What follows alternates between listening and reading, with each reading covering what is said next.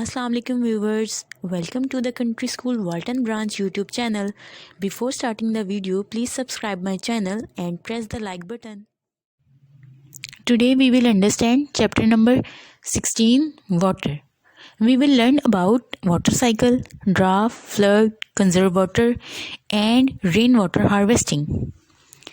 Our first topic is water cycle. You must have noticed how water disappears from wet clothes as they dry up in the sun. This water changes into water vapor due to heat. Evaporation of water is faster in sunlight. It is slow during the night or in the shade, but it does take place. Plants absorb water through their roots and use a part of this to prepare their food and retain some of it in different parts of their body. The remaining part of this water is released by them into air as water vapor through the process called transpiration. Water in the form of vapor goes into the air by evaporation and transpiration forms clouds and then comes back to the ground as rain, hail or snow. The rainwater goes to the streams, rivers, lakes and ponds and ultimately most of the water that falls on the land as rain and snow sooner or later goes back to the ocean.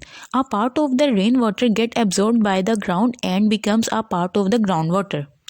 Thus, the water from the ocean and surface of the earth goes into air as vapor, returns as rain, hail or snow and finally goes back to the ocean. The circulation of water in this manner is known as water cycle. Next heading is drought.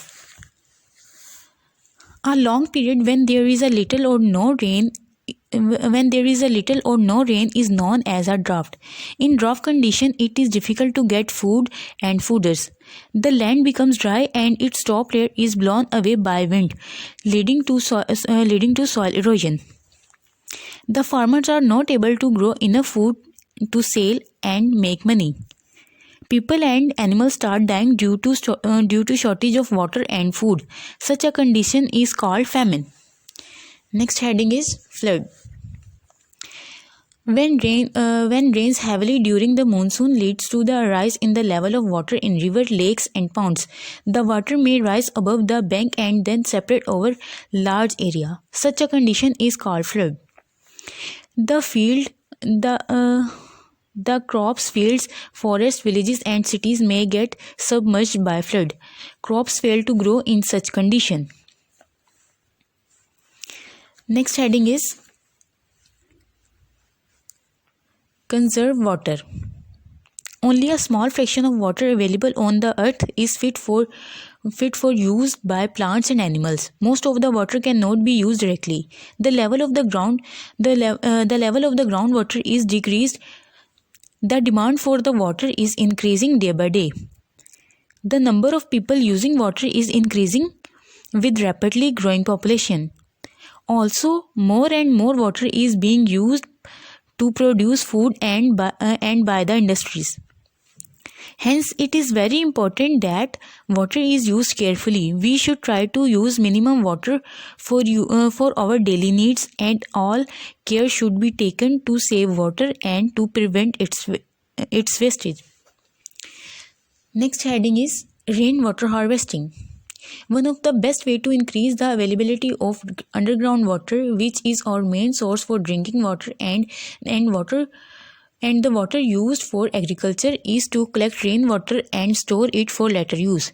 Collecting rainwater in this way is called rainwater harvesting. Two major techniques are used to save rainwater. Firstly, rainwater is collected on the rooftop in a storage tank. This water is sent through pipes or directly to the pits in the ground. This then seeps into the groundwater. Secondly, rainwater is allowed to go into the ground directly from the roadside drains that collect rainwater.